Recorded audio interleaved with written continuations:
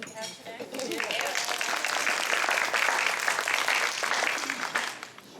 We're going to have Doug Carpenter speak with us. I know it's the beginning of a new year, but we're going to kind of switch things around and go back to where we started. I know I've been a member here for 10 years, and just in that short time, we've had so many new faces, new members, and new buildings, but I think it's going to be fun to go and see how all this started. Something so small and has grown so big. Let's welcome Doug, please.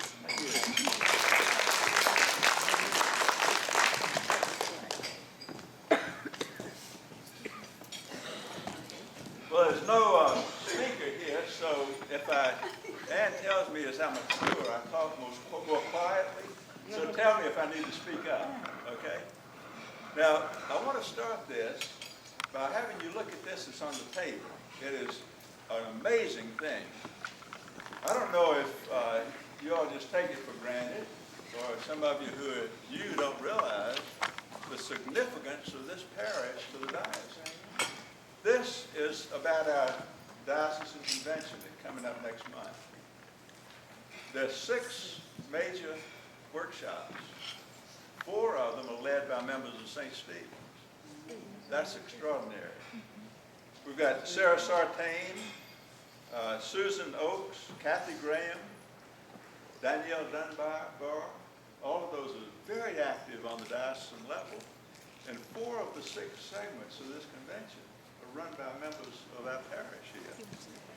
And then you can go on and further than that and see how extraordinary you all are. Georgianne Perrine is coordinating the whole convention. She's a member here. If you go down the commissions, Jamie Platts on the Sawyerville Commission. Jamie McAdams is spiritual director for the Happening program. Martha Noble is diocesan chairman of Alta Guild. On the Department of Camp McDowell is Jamie Platt, and for a number of years, Rip Britton was the chairman of that department. Carol, weren't you the chairman at one time? Carol Myers was chairman, and Carol's worked in the finance department of the diocese. Philip Passafume is on the Department of Finance. Fiona Watts is the parliamentarian for the women of the church, and is the past president of the whole church. Fiona, did you ever get around to most of the parishes in the diocese? I've done about 50 out of the 90. Good for you. Wow. Who else do you think has been to 50 of the parishes in this diocese? Recovery Ministries, we've got Warner Stow on that commission. Drew Edge is the Cursillo treasurer. I don't know if y'all realize this, but back when St. Martin's in the Pines was maturing, Russ Vandervelde was very instrumental in getting the finances straightened out. He will be modest and say he didn't do much, but he and I were on the board of St. Martin's at that time, and he was very helpful there. On the Commission on Ministry, Russell Kendrick, who is our rector, is the chairman. That's a very important commission. Virginia Hillhouse is on that commission and also works with EFM and other things, and will represent us in the General Convention again this year. Russell Kendrick, your rector, directed senior camp at Camp McDowell. Now, you may not know this, but among the clergy, we consider that the toughest job in this diocese. And one of the most important. Can you imagine 135 teenagers showing up at Camp McDowell, and you're the director? He did that. He could do it. Well, it's things like that that have worked out so that he's been nominated for the bishop of the Diocese of the Central Gulf Coast. Episcopal place. We were one of the first parishes, and we were still in the original little prefabricated building, to say that we would help support Episcopal place. Several of our members have lived there, T.N. and Margaret Tucker, Ora Jameson, Reverend Barbara Mackey, and there are 2 of our members who are residents there in that Episcopal place. Listen to this list of clergy who have been members at St. Stephen's. Gate Shaw. Some of you didn't know that he was a member here in the early days. John Bagby, Mike Tanner, Joy Phipps, Chip Broadfoot, Rebecca DeBow, Glenda Kerr, Derek Hill, Joe Knight, Donna Gerald, and Daniel Strandland is now in seminary. Now that really is amazing. And you all shouldn't take this for granted because it means that there's a huge amount of responsibility that we're responsible for. The first female priest in the diocese was a member of this parish. Probably none of you even know her name, Mary Ann Bogle. And at the same time, she was a Protestant chaplain at St. Vincent's. When Rebecca DeBow left our staff to be rector of St. Francis, no other woman in Alabama had been the rector of a parish of that size yet. We've been pretty good about enabling our women here at St. Stephen's. Diocesan meetings frequently meet here. And some of the most significant of those is after a couple of the very tough general conventions, we met here to explain to everybody what had gone on. And the meeting at St. Stephen's is coming up soon. What is that about? There's some diocesan... Outreach Summit. The what? Outreach Summit will be here. And of course, this parish has provided a place for the diocese on many occasions. And now, of course, with all this space we've got, it'll happen even more. Now, I tell you that because it's really remarkable. And now I want to tell you where we came from and some of the things that went into the building of this parish. In the beginning, there were a lot of coincidences, so many and so remarkable that the congregation started calling them God incidences.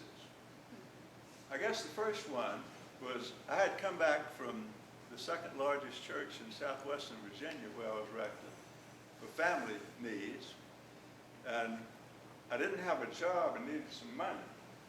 So I went to two banks to borrow money. One of them was even a good friend of mine that I talked to.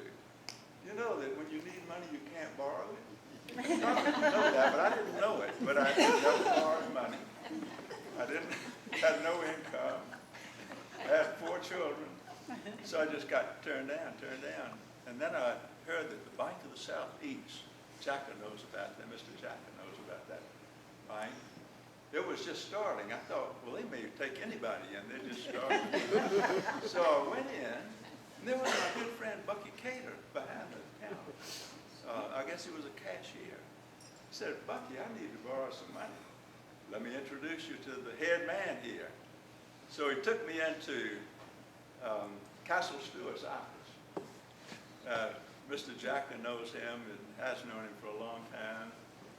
People can describe him. He was such a character. Castle I was introduced to him, and I was going to tell him I needed to borrow some money. But before I could say a word, he said, aren't you an Episcopal priest? Yes, I am. We need a congregation in our neighborhood. Castle lived right across from the Gewins. What's the name of that River street? Bend. River Bend. River Bend. We need a church in our neighborhood. And boy, was he excited to talk to a priest about the need. And we talked for an hour and a half, and St. Stephen's was born. I mean, there was no question in either of our minds that we would have a parish out here. That was a first God incident. Toward the end, I said, well, Castle, I need to borrow some money. He said, well, sign this 30-day note. It took me a lot of 30 days to pay that back. So that was a coincidence. Now, and a God incident. The property here. The property here, this is where Castle and I, after we studied population movements and everything in Birmingham, we said this would be ideal. Guess what?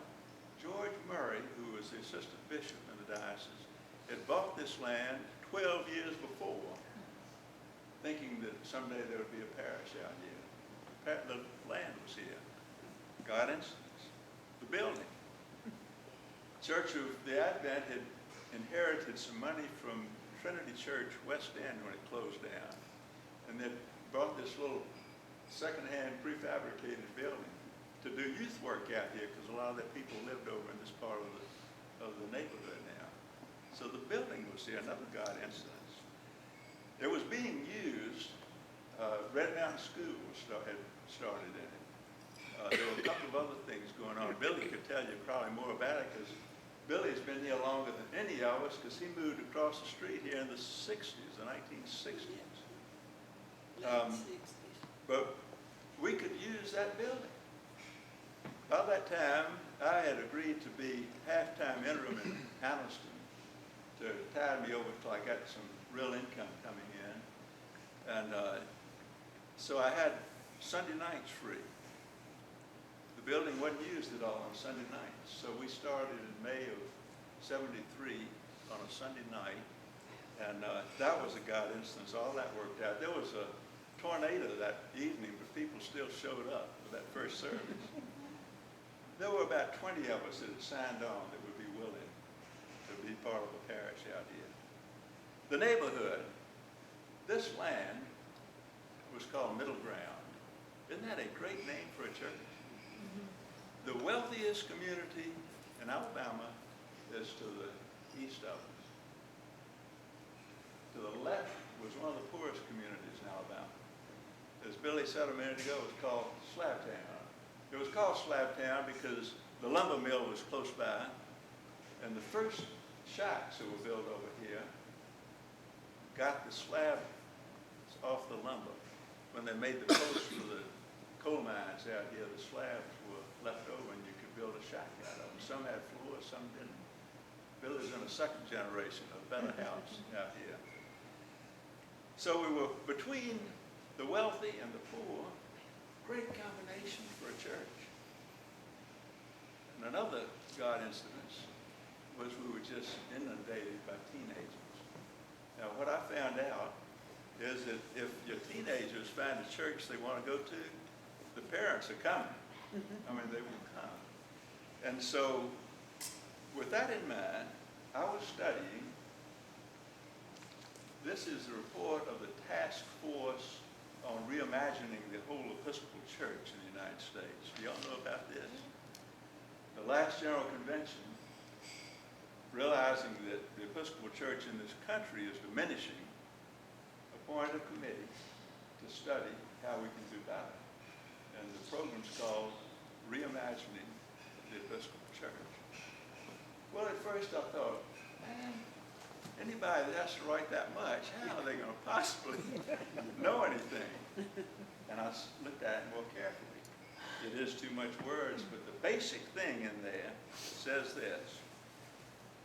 Listen, this is really important. The three basic practices in reimagining the Episcopal Church: to follow Jesus together, into the neighborhood, and to travel lightly. Feels like they were describing you all. To follow Jesus together into the neighborhood and to travel lightly. Well, the following Jesus part, my sister Ruth's husband, Dr. Bill Pitts, was here from the beginning.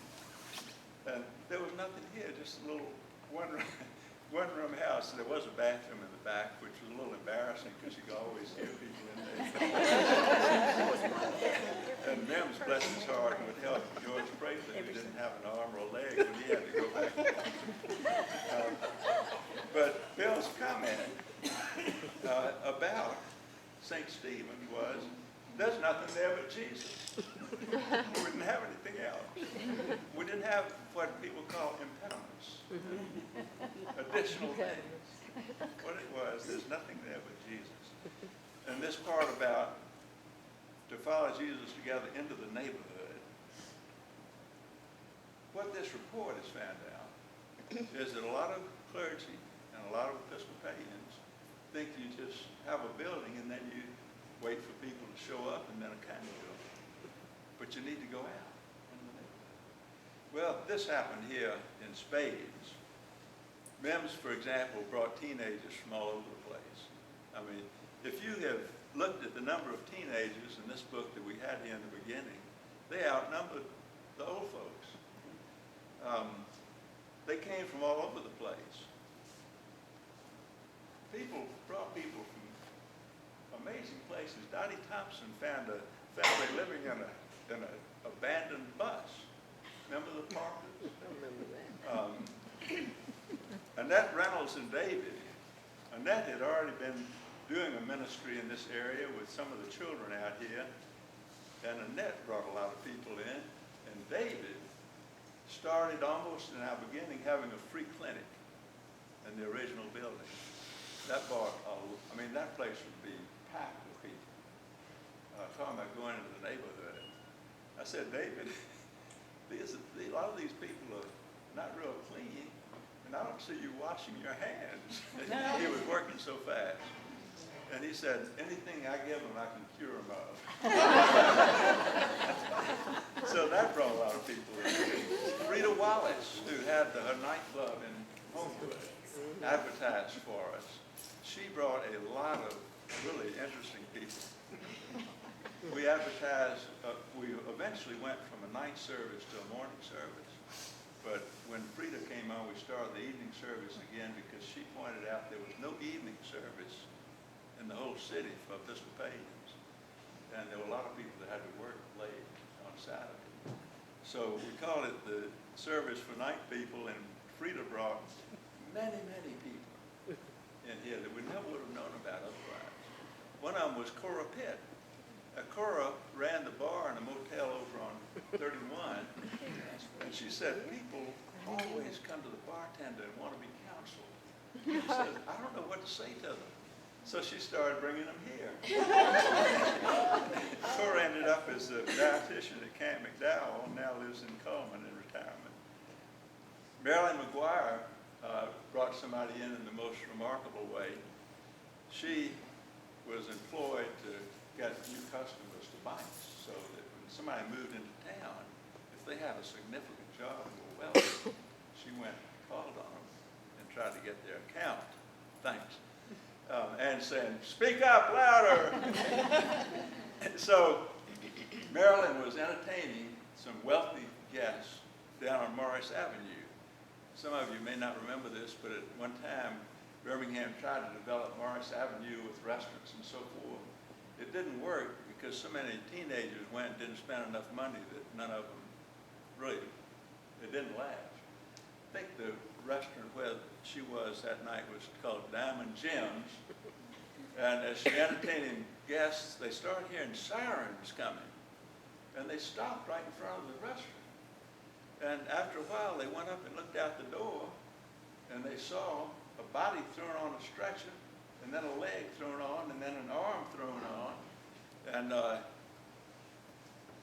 they didn't feel like eating anymore that night. Marilyn went home and couldn't sleep. And she thought, if that was a wealthy man who had just arrived in Birmingham, I would visit him tomorrow. So she went looking for this person who had been enrolled by the freight train.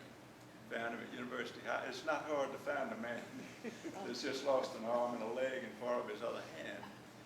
And so that's how George Prather became a member of St. Stephen's.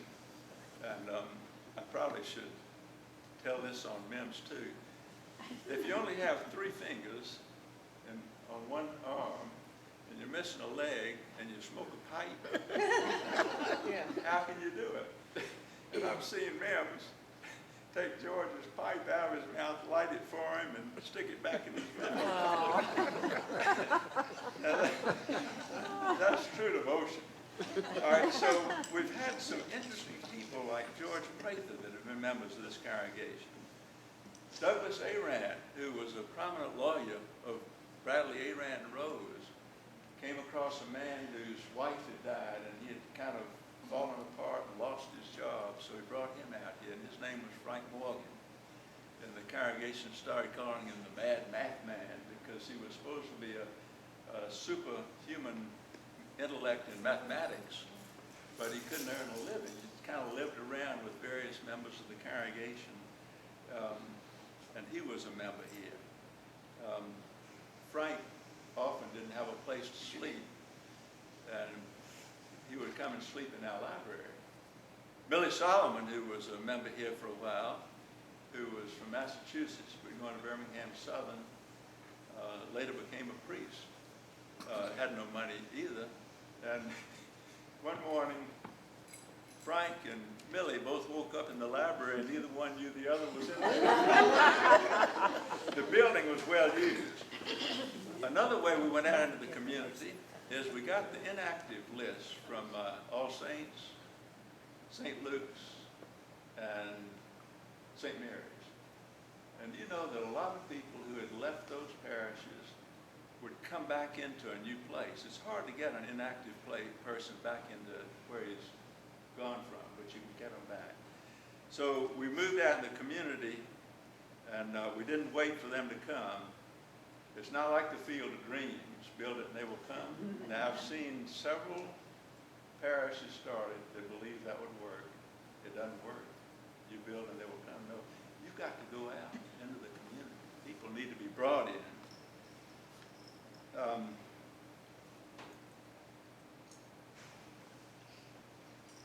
Well, and also in the neighborhood, of course, we had at that time quite a few houses right here. And the people who lived over there played a significant role. First of all, Billy's sons and two of Mildred Smith's sons worked for me for $3 a week to do odd jobs around here. They brought other people over. Then early on, we started a clothing store and a pantry. I don't know if we still do that here or not, but a clothing store and a pantry where the Mother's Day out is now. And Mildred Smith and Odell McDaniel and Joyce Hodges and sometimes Miss Jennings, Lillian Jennings. And one of the wonderful things they did with the clothing store and the pantry, and at that time there were a lot of people close to us that needed help. They would sell things in the clothing store for $1. Each of the women would get a quarter, and then they put a quarter aside for Christmas. Before Christmas, they usually had quite a bit of money. And they went out and bought all these wonderful presents, and then neighbors could come and buy things for a nickel or a dime. The whole parish hall would be full of the neighborhood during times like that. And we knew everybody by name. Well, also, the building reaches into the neighborhood in so many ways. The Mother's Day Out program, of course, is really an outreach in big ways. The AA groups. So often I'm at the grocery store still, and somebody says, "I'm at your church more than some of your members, but you've never seen me."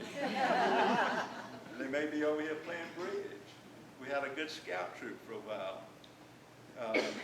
I thought of this parish a lot like a book my mother used to read me as a child about the hollow tree. And the hollow tree was a place where all the animals in the forest would come and visit and play cards together and everything at night. And this place started being used night and day. I found one old sermon where I had kept time. This was in the 80s. But this building had been used for 14 days, every day of the week. Sunday was a little less actually than the other 6. So that's the reaching out in the neighborhood. The third part of that program of following Jesus together and reaching out in the neighborhood was to travel light. And we certainly travel light. You know, I've got to watch my time because I'm getting too interested in all this. We're okay still for another 10 minutes. I started here 1 day a week. That wasn't very expensive. In the second year here, Grace Burrell came on 4 hours a week. The third year, I was up to 2 or 3 days a week, and Grace was up to 1 day a week. So you all started with almost no payroll whatsoever. That was very important here because lay people did most of the work. And I think that contributed a lot to the fact that you all have far more leadership in the diocese than any other parish. It wouldn't have happened unless the lay people worked here and saw that things happened. Another way we travel light is a couple of years we spent nothing on Christian education. Every group, children, teenagers, adults, all, just had the same parable every Sunday. Oh yeah, we did that. You didn't have to buy anything to do that. And there were many other ways. We had no bulletin for about probably 10 years. We couldn't figure out who would spend the time writing up a bulletin. There are more important things to do. So we had no bulletin for about, if you stick to the prayer book, you don't need a bulletin. And in many ways, we travel light. Bob Montgomery was helping me when we built the first 2 classrooms on the back of the original building. You know how the land drops off right over here. Well, the building was on the flat part, but when we built on, it got up to be about 5 feet above the ground, so we had to put foundations. Bob Montgomery had a cement mix on wheels that he brought down here. And so he and I were doing the foundations. And I said, Bob, I'm glad you've done this before. He said, what? I thought you knew how to do this. Neither one of us knew what we were doing. And I remember Bill Dillon coming watching some of us as we worked and laughing at us because we were so inept at it. But we built 2 more rooms on, and then we had an office, and after a few years, even had a telephone. Then, when we built the parish hall, a lot of the excavation underneath wasn't done because water was a real problem in construction here. We're okay about water now, but it was a problem in the beginning. A lot of us came over here and with wheelbarrows, the dirt in the areas that we made 3 more classrooms downstairs was this high. We dug that out in wheelbarrows and wheeled it out and built 3 classrooms down there. That gave us then enough room for the Mother's Day Out preschool, which from that time on has been so good.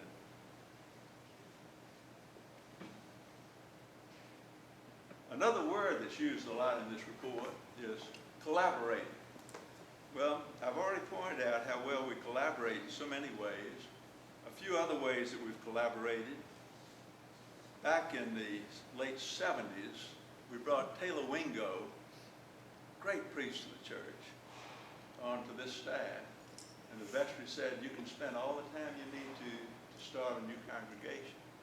And that's how St. Francis started. We were paying his salary.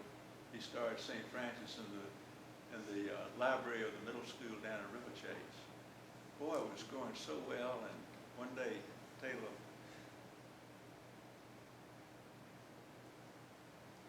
he went jogging and died.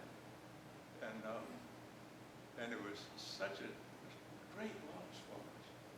But my point was not to get to that, but that by collaborating, this congregation made another parish possible down there. At the same time, that same year, we helped a lot with starting Epiphany in Leeds, that many years later, our member Joe Knight was the rector of. Bill Greeley, we took on staff and paid his salary while he started the Holy Innocents Ministry for rejected girls down in Chelsea. That thing grew great. We wanted to do something in memory of Billy's son, Sammy.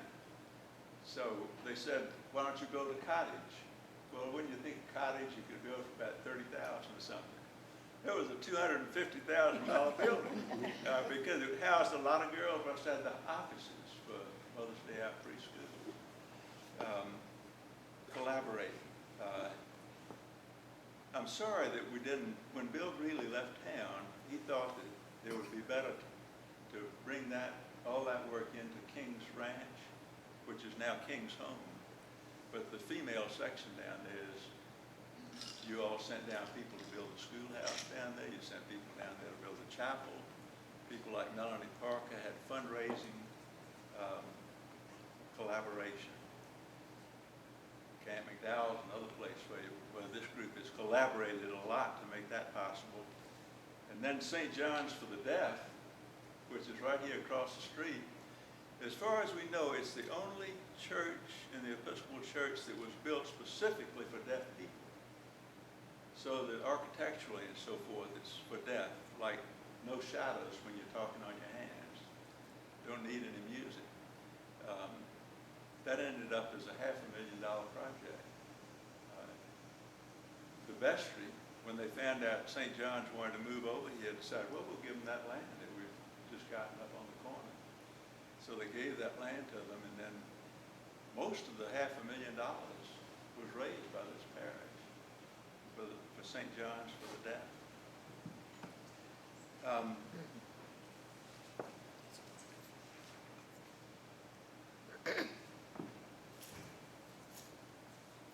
see if I have about 5 more minutes worth here.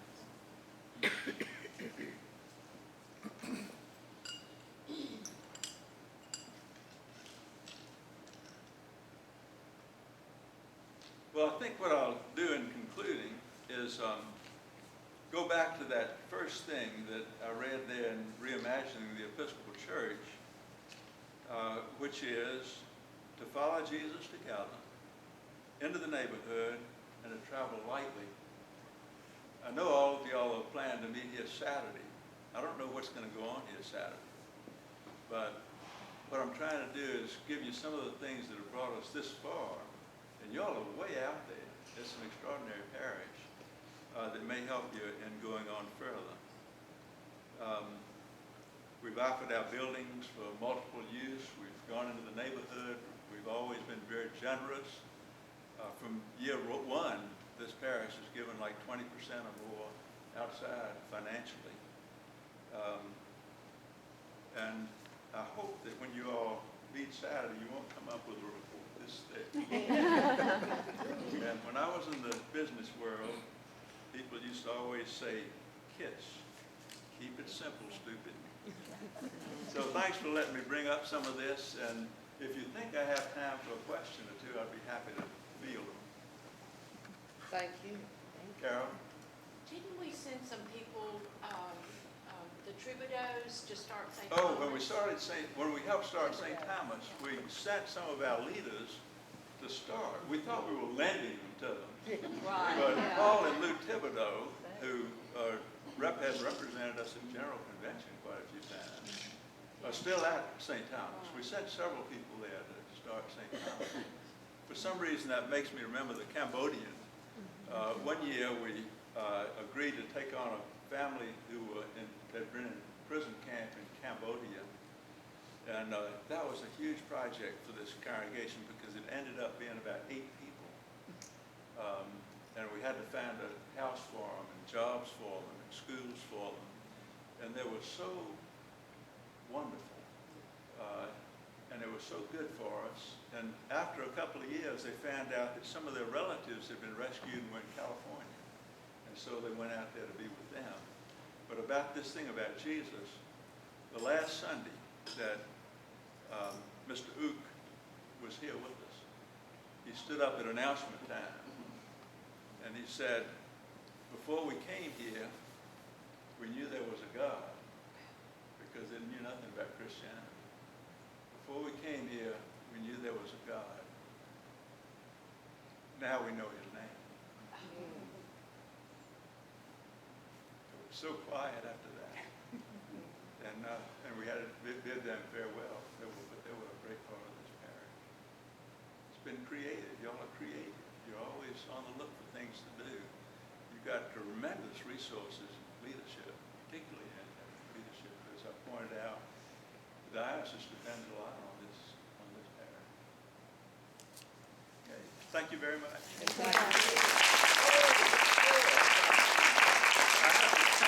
to tell you about the books. I wrote the story of St. Stephen's, but we only published 400 copies, and they're all gone except for this one. But if you all think that it needs to be republished, it'd be easy to do it.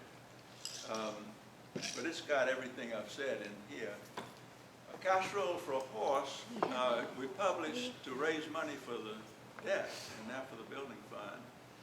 And we started out selling these for $20 a piece, little tiny book for $20 a piece. And Russ, I'm not sure how many were sold, 1,500, something like that. But these are available. If you buy these, make a check to St. Stephen's and a minimum of $10, but you can make it $50. It'll reduce the debt. Those are the front page. Some of the front pages I wrote for the newsletter over the year. Terrifying tales and inspiring stories. These are the stories that I've told countless times at Camp McDowell. And after I had that craniotomy, I thought, I wonder if I can still think. And since people had been asking me to write these, I said, I'll write one story a day for 14 days. If I do, I'll figure my head's still working. And I did that. Let me tell you something about that book. This book, don't forget, Is is have a great author in residence here. Yeah, yes. This book is great, graduation present, some of these books, but there's a picture on the Camp McDowell website. It may be down since last summer. But on a rainy day, they use these books. Some of us, they had them for sale for a little while, and those have given a lot of the kids that go to them. And there was a rainy day, and it gets tough at Camp McDowell when the rain continues day after day. And there's a picture where we've been passing out copies of those, and they're all tucked everywhere with their feet up on each other, reading Doug's books. And it's a great photo Really, show I've from missed Camp that. I haven't McDowell. seen that. Wow. It's a good one. And my big one is the biography of my father, which I've been asked for decades to write. And I spent a couple of years working on this one. It starts in 1899 when he was born. And then, of course, by the time it gets up to more modern times, tells a lot about this diocese because he was bishop here from 38 to 68, a long time. So these are also available. My favorite pictures is one on the back of this when he went on a canoe trip up into Canada with some Princeton graduates and history teacher. And this tough-looking history teacher here was one of the most famous history teachers in the country. And some years later, they asked him what he believed in. He said, some people find belief before altars or in churches. I found mine on a canoe trip in Canada. Oh. Is there another book in the making? Yes, I'm about on page 80 of the story of Camp McDowell. I want to finish that at least by March. Hey. That's pretty